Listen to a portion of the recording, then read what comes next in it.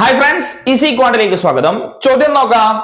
Find the LCM of 2 raised to 3 into 3 raised to 4 into 5, 2 raised to 4 into 3 raised to 3 into 5 raised to 3 into 7 raised to 2 and 2 raised to 5 into 3 into 7 raised to 4 into 11 raised to 3. നമുക്കറിയാം LCM എന്ന് പറഞ്ഞാൽ the smallest number which is divisible by the given numbers എന്നാണ്.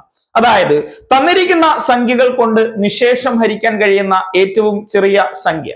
അപ്പോൾ ഇത്തരത്തിലുള്ള ഒരു ചോദ്യത്തിൽ LCM കാണാൻ വേണ്ടി നമ്മൾ എന്താ ചെയ്യുന്നത് നോക്കാം.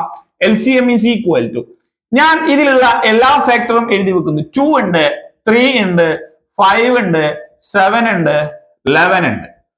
എന്നിട്ട് ഇതിന്റെ ഒക്കെ ഹയസ്റ്റ് പവേഴ്സ്, 2ന്റെ ഹയസ്റ്റ് പവർ ഇവിടെ 3 ഉണ്ട്, ഇവിടെ 4 ഉണ്ട്, അവിടെ 5 ഉണ്ട്. അപ്പോ 2ന്റെ ഹയസ്റ്റ് പവർ 5 ആണ്, 2 raised to 5. ഇനി 3യുടെ ഹയസ്റ്റ് പവർ 3 raised to 4 ഉണ്ട്, 3 raised to 3 ഉണ്ട്, 3 ഉണ്ട്. അപ്പൊ ഏതാ 3 raised to 4 ആണ്. ഇനി 5ന്റെ ഹയസ്റ്റ് പവർ, 5ന്റെ ഹയസ്റ്റ് പവർ ഏതാ 5 raised to 3 ഉണ്ട്, വേറൊന്നുമില്ല. അപ്പൊ 5 raised to 3. 7ന്റെ ഹയസ്റ്റ് പവർ, 7ന്റെ ഹയസ്റ്റ് പവർ ഏതാണ് 4 ആണ്. ഇനി 11ന്റെ ഹയസ്റ്റ് പവർ 3 ആണ്.